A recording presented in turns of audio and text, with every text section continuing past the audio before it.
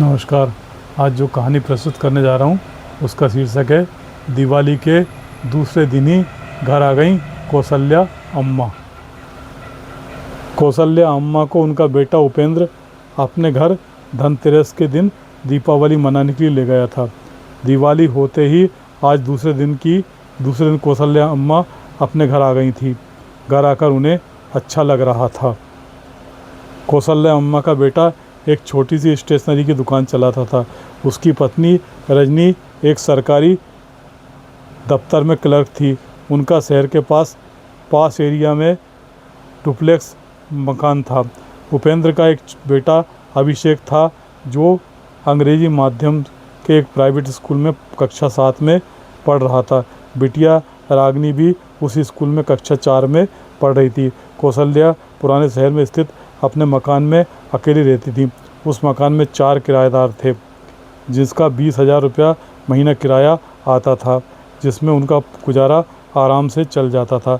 उपेंद्र उस मकान को बेचकर मां को अपने साथ रखना चाहता था, पर मकान मनचाही कीमत पर बिक नहीं रहा था।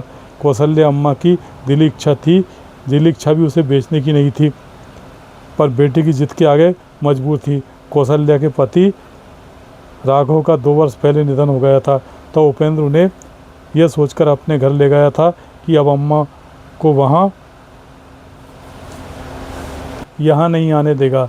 लेकिन उपेंद्र के यहाँ वे 15 दिन से ज़्यादा नहीं रह पाई थी और अपने इसी मकान में रहने आ गई थी।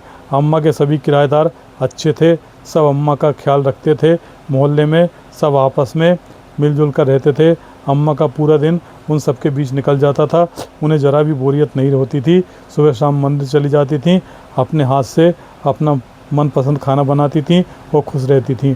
उनकी किराएदारिन उर्मिला कह रही थी, अम्मा इतनी जल्दी दिवाली मनाकर आ गईं, कम से कम भाई दूज तो मनाकर आती। कौशल्या अम्मा बोली, वहाँ बिल्कुल मन नहीं लगता। पास कॉलोनी है, कोई किसी से वास्ता नहीं रखता। पोते पोती भी अपने में रमे रहते हैं। बहू नौकरी पर चली जाती है, बेटा दिन भर दुकान पर रहता है। घर में अकेले कब तक रहो, शाम को सब आते हैं, वह भी तब भी अपने आपस में ज़्यादा बात नहीं करते। मेरा तो वहाँ पर दम घुटता है। यहाँ जैसी चाहत चहल पहल वहाँ नहीं रहती।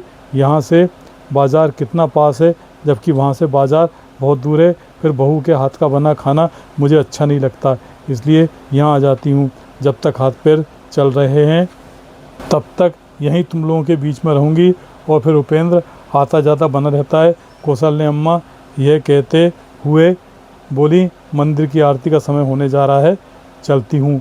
इसके बाद फिर आराम से बैठकर बातें करेंगे।